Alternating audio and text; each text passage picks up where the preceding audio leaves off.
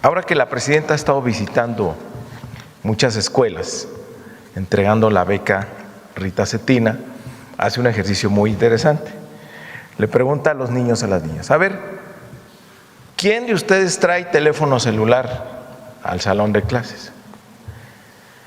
Algunas escuelas lo permiten, algunas no.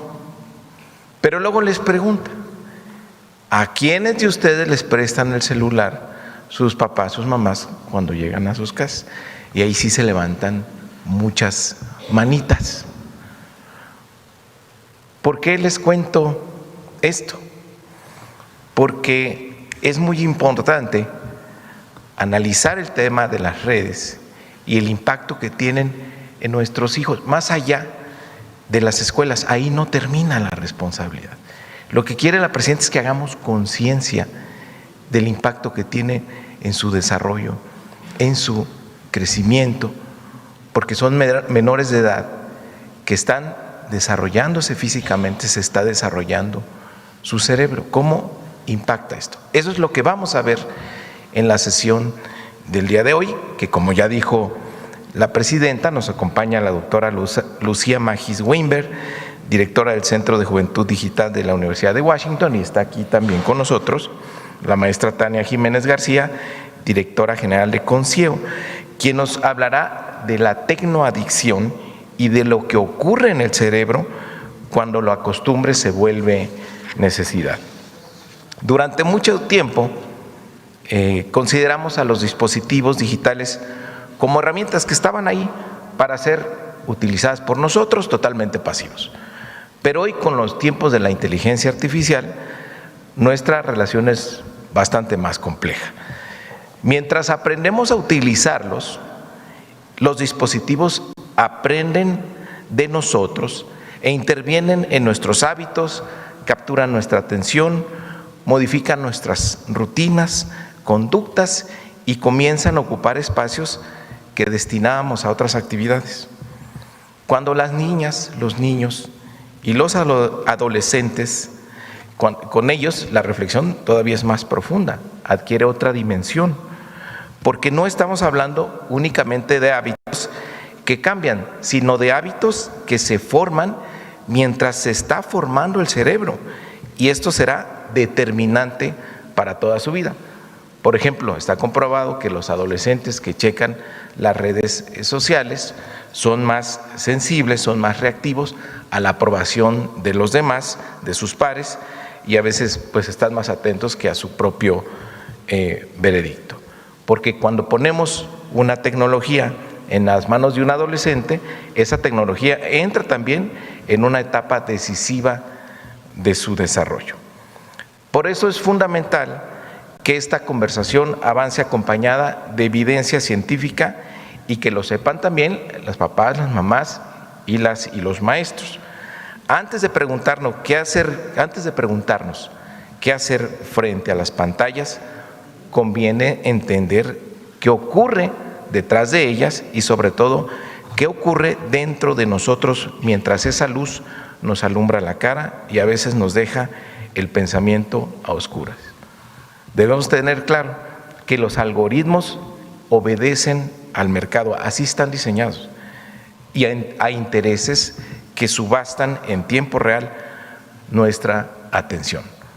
Por eso prosperan las polémicas infladas, se premia el debate que divide y crece la intolerancia, ese ensimismamiento donde el otro deja de ser alguien a quien escuchar y se vuelve alguien a quien vencer, a quien derrotar.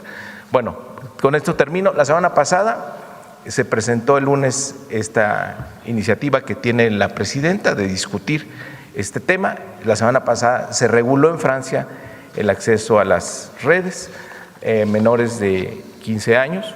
Cada país pues tendrá su propia definición. Lo más importante es que este reto lo estamos asumiendo entre todas y todos, y el objetivo es que acompañemos a esta generación y que les demos herramientas para una vida plena y feliz, y a eso aspiramos en este debate. Entonces, adelante, doctora Tania. Con permiso, presidente.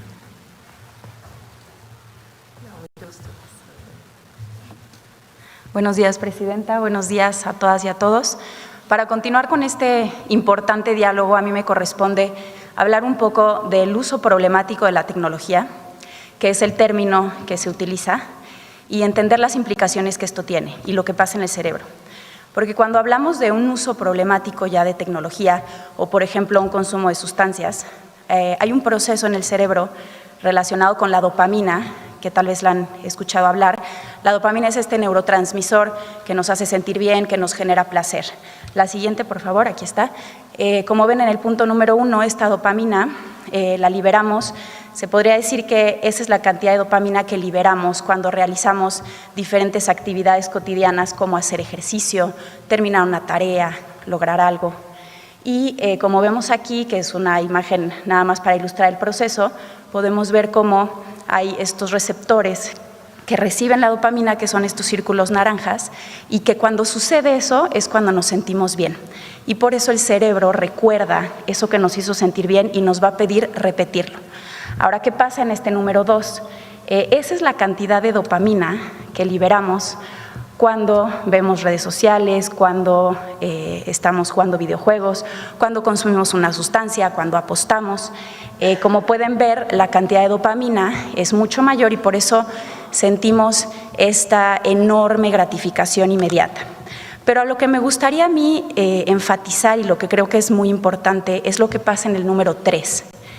Ante esta sobreestimulación de dopamina, el cerebro se protege, el cerebro se modifica. ¿Qué es lo que hace? Número 1, deja de producir dopamina. Número 2, esconde estos receptores como a manera de defensa de la sobreestimulación. ¿Y cuáles son las consecuencias de esto? Que cuando realicemos estas actividades de las que hablábamos al inicio, esta es la cantidad de dopamina que vamos a liberar. Y estas actividades que antes nos generaban placer y satisfacción, ahora no nos van a generar tanto placer.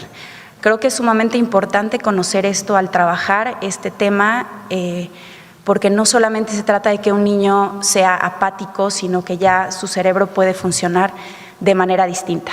Se puede recuperar el cerebro, por supuesto, con el tiempo y el proceso adecuado. La siguiente, por favor. Ahora, no solamente la cantidad de dopamina se ve alterada, sino otros procesos en el cerebro, como por ejemplo la corteza prefrontal, que es esta área importantísima encargada de la atención, la concentración, el control de impulsos, el manejo de emociones, la toma de decisiones, y es un área que es la última en desarrollar. El cerebro se desarrolla de atrás para adelante. No voy a profundizar mucho en esto porque la doctora Lucía va a hablar un poco más. Sin embargo, por eso pues los jóvenes tienen muchísima dificultad para concentrarse, para controlarse, ser pacientes, solucionar problemas, etc. La siguiente, por favor. Ahora hablemos qué comparten todas las adicciones. También hablando de este uso problemático de la tecnología. Número 1, la pérdida de control. Decimos que vamos a estar 5 minutos en el celular y ya llevamos 2 horas. Número 2, este deseo intenso, este impulso por volverlo a hacer. Número 3, seguir utilizándolo aunque nos genere consecuencias negativas como conflictos familiares, bajo rendimiento escolar, problemas laborales, temas de salud, etcétera. Número 4, tolerancia, el necesitar cada vez más para sentir los mismos efectos. En el tema de la tecnología se puede ver un poco más sutil que en el tema, por ejemplo, de consumo de sustancias, pero de igual manera podemos ver que antes podíamos estar en redes sociales media hora y ahora necesitamos más tiempo. Y la parte de la abstinencia, que es este malestar que nos genera cuando no la utilizamos, cuando no la consumimos, y que en el tema de la tecnología se puede ver como irritabilidad, ansiedad, enojo al intentar establecer límites. La siguiente, por favor. Ahora, ¿cuál es la buena noticia? La neuroplasticidad, que es esta capacidad del cerebro para adaptarse, modificarse. ¿Y qué es lo que podemos hacer? Aquí la Clínica Ristar, que es un centro especializado en el tema de tecnología aquí en la Ciudad de México, ¿qué es lo que recomienda? Dice que de 0 a 6 años el cerebro tarda de un día a una semana en reorganizarse. ¿Qué es lo que podemos hacer? Obviamente hablando de un uso por entretenimiento, no estamos hablando aquí de un uso para fines educativos, ¿no? ¿Qué es lo que hay que hacer? Quitar el dispositivo y obviamente enseñar otro tipo de entretenimiento, ofrecer entretenimiento saludable. Lo importante es con qué vamos a reemplazar todas esas horas de uso. De 6 a 12 años, exactamente lo mismo, pero el cerebro tarda en reorganizarse aproximadamente un mes.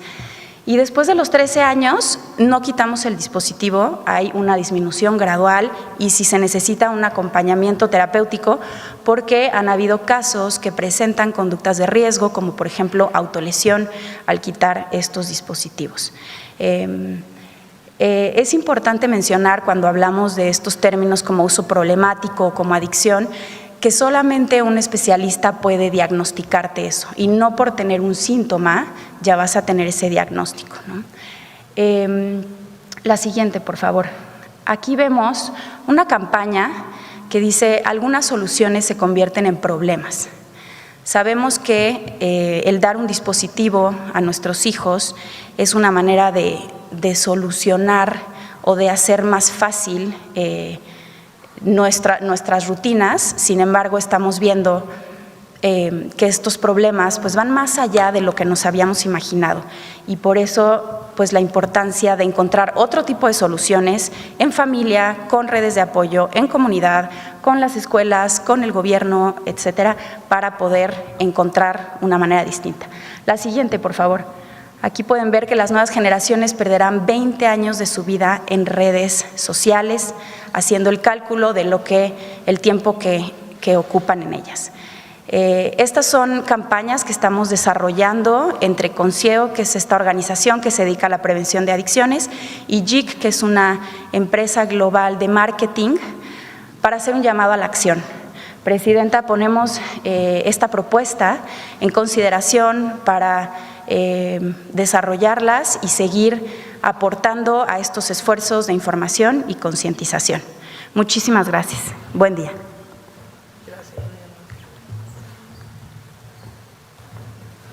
Bueno, ahora tenemos a la doctora Lucía a distancia. Buenos días.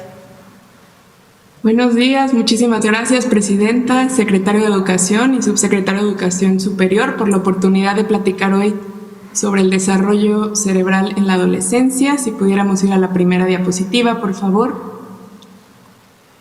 La adolescencia es una etapa clave del desarrollo entre los 10 y los 25 años, en la cual hay una profunda remodelación, como comentaba ya la maestra Tania, del cerebro. Y algo muy importante recordar es que distintas fases del cerebro maduran a distintas edades. Entonces, como vemos en esta gráfica, hay un desfase de maduración entre sistemas clave del cerebro. Hoy me voy a enfocar en dos, que podemos ver, por favor, en la siguiente diapositiva. A mí me gusta pensar en el cerebro adolescente como si fuera un auto, ¿no? Entonces, en un auto tenemos un acelerador, en este caso es el sistema límbico de las recompensas, estas partes del cerebro que se encargan de todos los procesos socioemocionales, de las emociones, de la información social, en donde, como comentaba la maestra Tania, se libera la dopamina. Estas regiones del cerebro maduran a los 15 años, más o menos. Y por otro lado, el sistema frontoparietal de control cognitivo, el freno de este auto, fíjense que madura hasta los 20-25 años. Estas son las zonas del cerebro encargadas de la toma de decisiones, de nuestra regulación, de poder pensar en las consecuencias de nuestros actos a largo plazo. Y como ven, esto madura hasta los 20-25 años, lo cual nos deja unos 5-10 años de este desfase en el cual, como vemos en la siguiente diapositiva, por favor, tenemos un auto, en esta metáfora, con un acelerador muy potente y un freno todavía en desarrollo, ¿no? Esta sensibilidad es tanto una fuente de oportunidad como de vulnerabilidad. La adolescencia es una etapa clave de alta flexibilidad, de exploración y aprendizaje, en la cual formamos relaciones significativas de toda la vida y en la cual tomar riesgos positivos nos va a ayudar muchísimo a desarrollar nuestra identidad. Pero a la vez esta misma sensibilidad pues, nos lleva a ser más susceptibles a los riesgos negativos, a los malos hábitos, a la presión de pares y a la vulnerabilidad de salud mental. Esto ha existido siempre, desde que existimos como especie, pero por supuesto en los últimos 20-30 años también las infancias y adolescencias se están desarrollando en un contexto digital. En la siguiente diapositiva podemos ver cómo Los aspectos del diseño de plataformas digitales, me refiero a redes sociales, videojuegos o videos, directamente activan estas regiones del cerebro, ¿no? Entonces ahí ven una imagen de un resonador funcional en el cual vemos activación de estas zonas. Vemos que un uso constante de plataformas refuerza conductas automáticas, hábitos poco saludables que, como ya comentaban, en un pequeño grupo vulnerable de adolescencia se puede convertir en adicción, nos lleva a este nuevo concepto del estrés digital. Y si vemos también en la siguiente diapositiva, por favor, las plataformas digitales también están interactuando con el freno. Ahí vemos unas imágenes cerebrales donde con mayor tiempo frente a una pantalla en la adolescencia hay un adelgazamiento de distintas zonas del cerebro. Sabemos que un uso constante de tecnología pues hace una erosión de nuestra atención. Normalmente hace 20 años podíamos pasar 2 minutos y medio frente a una pantalla haciendo una tarea, ahora pasamos 47 segundos antes de distraernos.